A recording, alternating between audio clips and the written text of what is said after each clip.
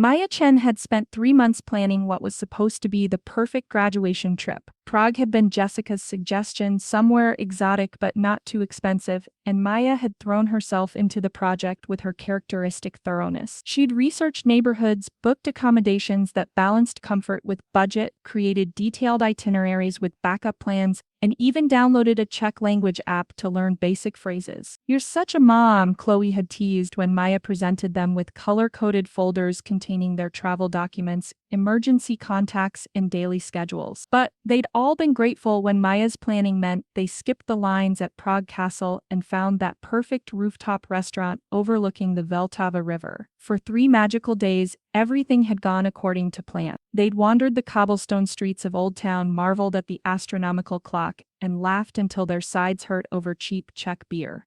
Maya felt proud watching her friends enjoy the trip she'd crafted so carefully. This was what friendship meant to her, taking care of the people you loved. On their third evening, after a long day exploring the castle district, the group lingered at a riverside cafe as the sun set over the city's spires. Maya's feet ached in her walking shoes, and she could feel the exhaustion of 3 days of constant activity settling into her bones. "You know what?" Jessica said suddenly, her eyes bright with an idea that Maya would later recognize as calculated malice. "We should split up tonight, explore different parts of the city, get the full Prague experience." Brad nodded enthusiastically.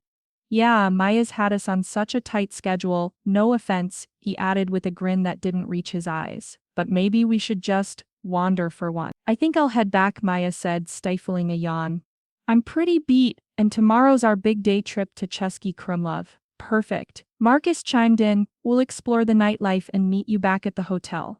Maya should have noticed how quickly they agreed, should have seen the meaningful glances they exchanged when they thought she wasn't looking, should have questioned why Jessica insisted on keeping Maya's passport in the group document folder she'd created for safety. Instead, she hugged them goodbye and walked back to their hotel through Prague's enchanting streets. Already planning the next day's adventure, she woke up to silence. The adjoining rooms that had been filled with her friends' laughter and scattered belongings were empty. Not just empty, stripped clean, as if they'd never been there at all. Maya's heart hammered as she checked each room, calling their names, looking for any sign that this was some elaborate joke. Instead, she found a note on Jessica's pillow, written in Jessica's careful handwriting. "Let's see if she can find her way home without mommy and daddy's credit card. Maybe you'll finally learn to be independent instead of controlling everything. Good luck, your former friends." Maya's hands shook as she read it again, then again, the words blurring through her tears. She ran to her suitcase and tore through her documents folder. Her passport was gone. They'd taken her passport. She grabbed her phone with trembling fingers, but every call went straight to voicemail. When she tried to message them, she discovered they'd blocked her on every platform: Instagram, Snapchat, WhatsApp, even LinkedIn. It was as if she'd been erased from their lives with surgical precision. The cruelty was breathtaking. This wasn't a spontaneous prank, it was premeditated abandonment. They'd planned this, discussed it, agreed on it. While she'd been carefully organizing their dream trip, they'd been plotting to abandon her in a foreign country. Maya sank onto the hotel bed, the note crumpled in her fist, and for the first time understood that the people she'd called her closest friends had never seen her as anything more than a convenient organizer to exploit and ultimately discard. The first hour was pure panic. Maya paced the hotel room, her mind racing through impossible scenarios. Maybe they'd come back laughing, claiming it was all a joke. Maybe they were waiting downstairs in the lobby. Maybe this was some elaborate surprise that she wasn't understanding. But as the morning wore on and her calls continued going to voicemail, reality settled over her like a suffocating blanket. She was alone in Prague with no passport, roughly $60 in cash, and a maxed-out credit card from funding their group activities that she'd never been reimbursed for. The hotel staff were sympathetic but firm. She had to check out by noon. Maya found herself standing on Wenceslas Square with her single suitcase, surrounded by the morning bustle of a city that had seemed magical just hours before and now felt like a prison. Her first stop was the U.S. Embassy, where she learned that getting emergency travel documents would take at least 3 business days. The bureaucratic process was a nightmare of forms, fees, and phone calls to verify her identity. She had to contact her parents, the same parents she'd proudly told she was finally independent and didn't need their help anymore. "Honey, what happened?" Her mother's voice cracked through the phone connection. "Where are your friends?" Maya couldn't bring herself to explain the full humiliation. There was a misunderstanding. I just need help getting home. Her parents wired money immediately, but the shame burned in Maya's chest. She'd been so proud of planning this trip, of proving she could handle adult responsibility. Now she was exactly what Jessica's note had mocked, dependent on mommy and daddy's credit card. She found a cramped hostel bed for $30 a night and spent the next 2 days navigating Prague's bureaucracy. The city that had felt like a fairy tale now seemed to mock her with its beauty. Couples walked hand in hand across Charles Bridge while she sat alone, frantically trying to arrange her escape. On her second night in the hostel, Maya finally opened social media on her laptop. What she found made her stomach turn. Jessica had posted a series of photos from Vienna. Apparently their wandering had led them to another country entirely. The photos showed them laughing at a cafe, raising glasses of wine, exploring Mozart's birthplace. The captions were carefully crafted. Sometimes the best adventures happen when you're spontaneous. The comments were worse. Mutual friends from college were liking and commenting, asking where Maya was. Jessica's responses were masterful manipulations. Oh, Maya decided to do her own thing. You know how she is about sticking to schedules. We're just embracing the chaos. Maya felt something cold and hard crystallize in her chest. They weren't just abandoning her, they were rewriting the narrative, making themselves the heroes of spontaneous adventure, while painting her as the controlling friend who couldn't handle their freedom. She began screenshotting everything. By her third day in Prague, Maya had her emergency passport and a flight home arranged. But something had fundamentally changed in those 72 hours of abandonment. The betrayal had burned away her naivety, leaving behind someone harder and more calculating. She spent her last night in Prague writing in her journal, documenting every detail, the dates, the costs, the evidence of premeditation. She photographed the cruel note, saved every social media post, and began building a file that would prove exactly what had happened. Maya Chen, the trusting organizer who had boarded a plane to Prague a week ago, was gone. In her place was someone who understood that sometimes the people who hurt you most are the ones who smile while they do it, and sometimes those people needed to learn that actions have consequences. Maya returned home to discover that Jessica's narrative manipulation had been even more extensive than she'd realized. Their mutual friends greeted her with a mixture of confusion and subtle judgment. We heard you guys had some kind of falling out in Prague, her sorority sister Kate asked carefully. Jessica said you just left them? The gaslighting was masterful. Jessica had positioned herself as the concerned friend worried about Maya's controlling behavior and inability to be spontaneous. She'd shared selective details, how Maya had insisted on managing everyone's documents, how she'd stormed off when they wanted to explore independently, how she'd overreacted to what was meant to be a harmless lesson in independence. I was so worried about her, Jessica had apparently told people. She just disappeared and stopped responding to our messages. We didn't know if something had happened to her. Maya sat in her childhood bedroom, surrounded by the evidence she'd gathered, and felt her anger crystallize into something far more dangerous: purpose. They wanted to play games with narratives? Fine. She'd been a journalism minor. She understood the power of documentation and strategic communication. Her plan took shape over several sleepless nights, each element carefully constructed for maximum impact. Phase 1: Social annihilation. Maya spent a week crafting the perfect social media post. Not an emotional rant, but a methodical presentation of facts. She started with a timeline, backed by screenshots of her research, booking confirmations, and expense receipts showing she'd paid for group activities up front. Then came photos from the trip, including several where her friends were clearly using the itinerary she'd created, standing in front of restaurants she'd researched, holding the maps she'd printed. The centerpiece was a photo of Jessica's handwritten note, followed by screenshots of their Vienna posts, time-stamped after they'd abandoned her. She ended with her emergency passport documentation and hostel receipts, creating an undeniable paper trail. The caption was surgical in its restraint. Planning a dream graduation trip for your friends, 2,400 at. Discovering their true character priceless. She posted it simultaneously across all platforms, tagged everyone involved, and watched it explode. Phase 2: Professional consequences. Maya's journalism internships had taught her the power of information warfare. Jessica was starting at Morrison Marketing, a prestigious firm that prided itself on integrity and team collaboration. Maya crafted an anonymous email to their HR department, attaching the documentation with a simple note: "Thought you should be aware of the character of your new hire regarding her treatment of colleagues during stressful situations." Brad's graduate school applications were still pending. Maya researched the admissions committees and found several professors who followed her on LinkedIn from her academic achievements. She shared her post strategically, knowing it would reach the right eye. Phase 3: Legal and financial pressure.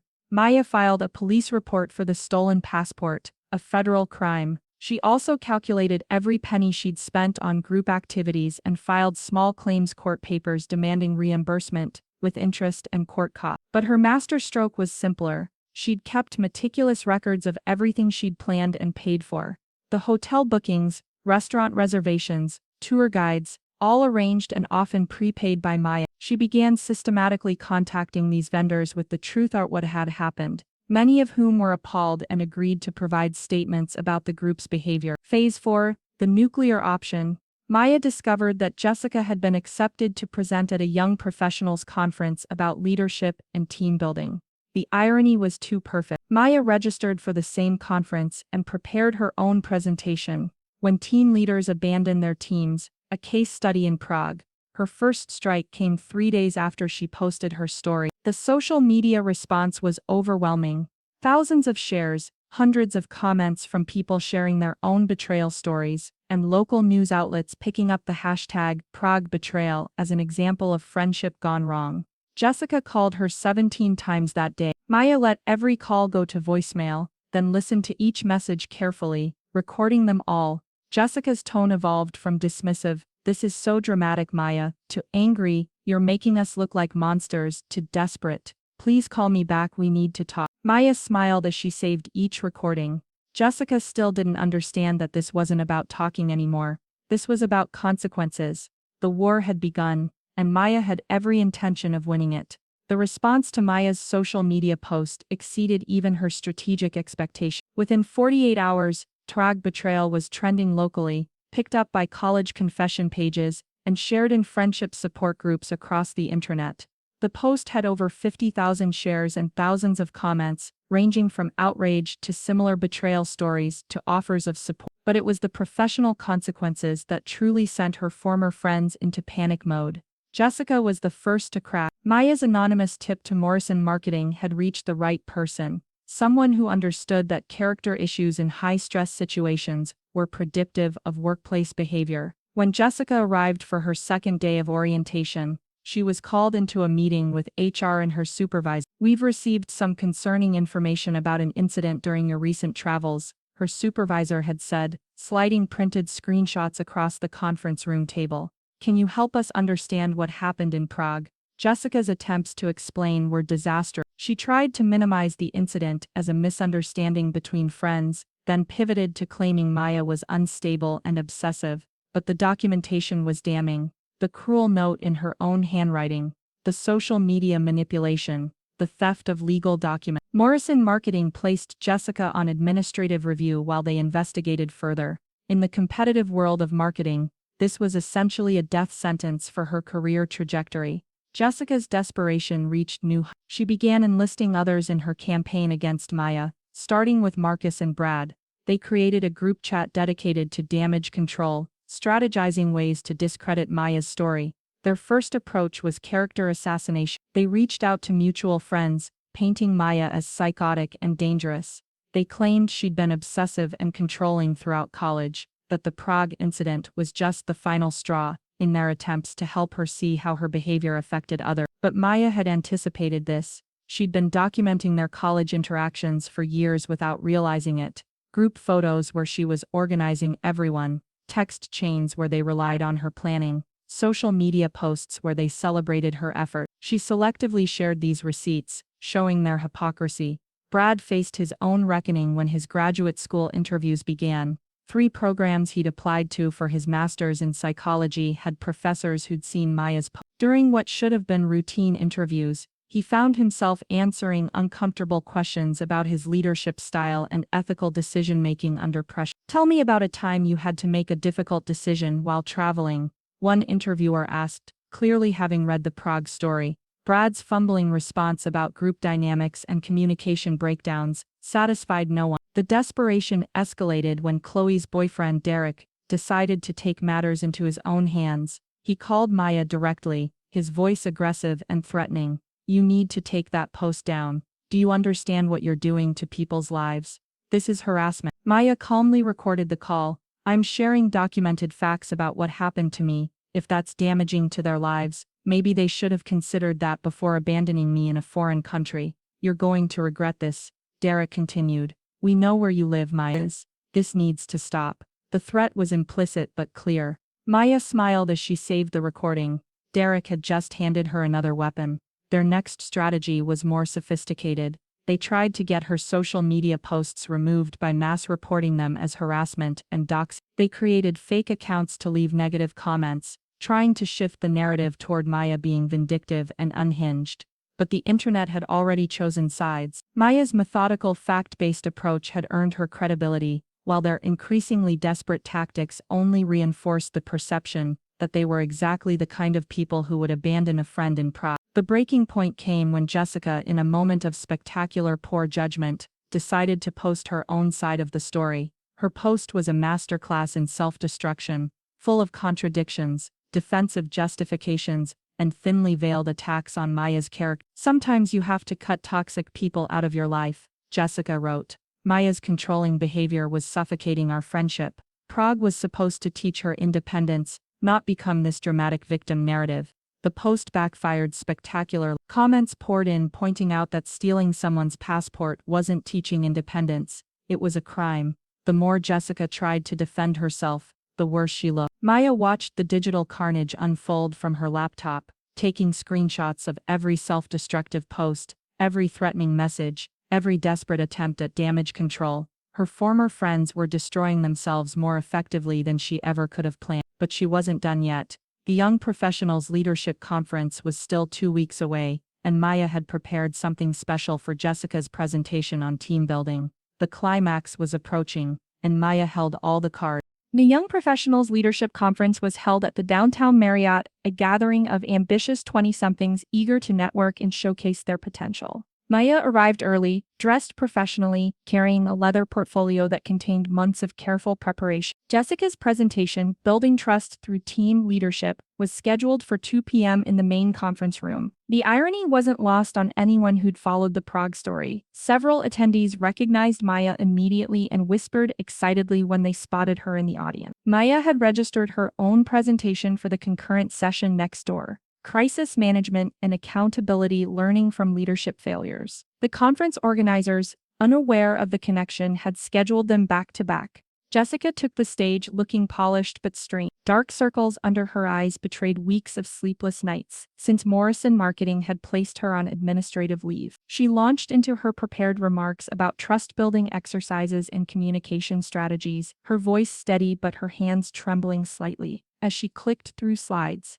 "Effective leaders," Jessica said, "create environments where team members feel supported and valued. They don't abandon their responsibilities when challenges arise." Maya almost admired the audacity. Halfway through Jessica's presentation, Maya stood up from her seat in the back row. The movement caught Jessica's attention mid-sentence, and their eyes met across the conference room. Jessica's composure cracked visibly. She stammered, lost her place, and had to restart her thought.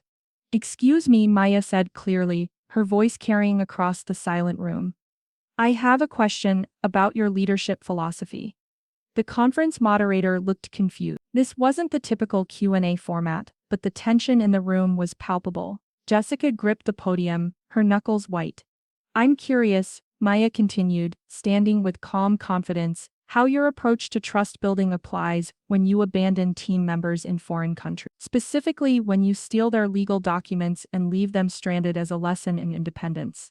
The room erupted. Attendees who'd followed the Prague story gasped and began whispering. Others pulled out their phones, sensing they were witnessing something significant. The conference organizers looked between Maya and Jessica in growing alarm. Jessica's professional mask finally shattered. "You're psychotic," she screamed, pointing at Maya with a shaking finger. "This is harassment. Security." But Maya remained perfectly calm, opening her leather portfolio. I have documentation if anyone would like to see it. The handwritten note where Ms. Rodriguez calls me controlling for organizing the trip she enjoyed. The photos of her using my research and itinerary. The timeline showing she posted from Vienna while I was stranded in Prague, trying to get emergency travel documents. Stop it. Jessica was fully unhinged now, her voice cracking. You're ruining my life over a stupid joke. It was supposed to teach you a lesson about being such a control freak. The admission hung in the air like a smoking gun.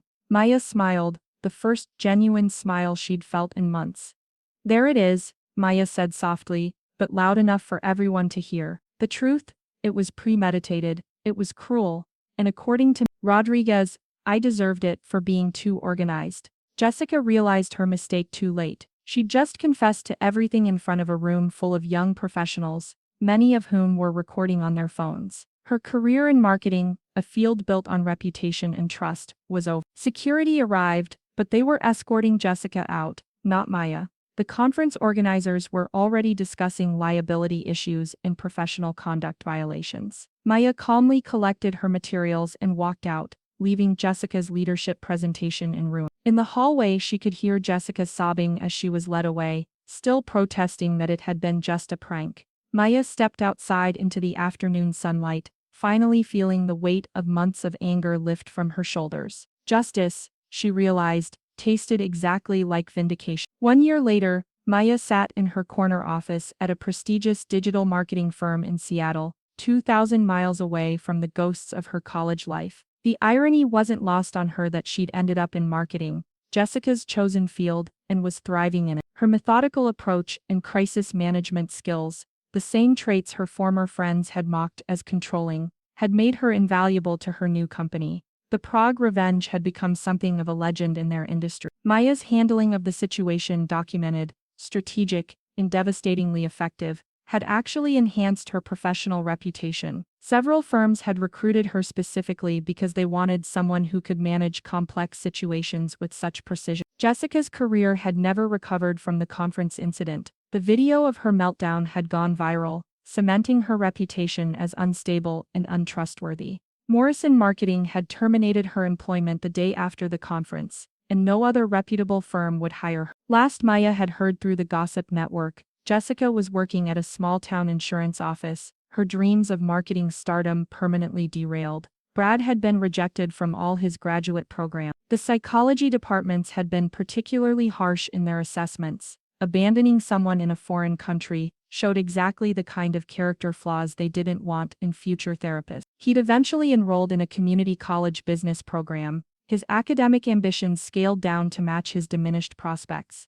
Chloe and Marcus had fared better, but their social circles had been permanently altered. Many mutual friends had chosen sides, and Maya's methodical presentation of facts had won most of them over. They'd both moved back to their hometowns after graduation, unable to rebuild their reputations in their college city. Derek, who'd made the threatening phone call, had faced his own consequences when Maya had shared the recording with his employer, a law firm that took a dim view of associates who threatened women. His legal career had been set back by years. Maya kept a file on her desk, labeled Prague, that contained all the documentation from that period. Not as a trophy but as a reminder. She'd learned important lessons about friendship, betrayal, and her own capacity for calculated response when pushed too far. The personal cost had been significant. Maya recognized that the months she'd spent orchestrating their downfall had changed her. The trusting, eager-to-please organizer who'd planned that graduation trip was gone forever. In her place was someone more guarded,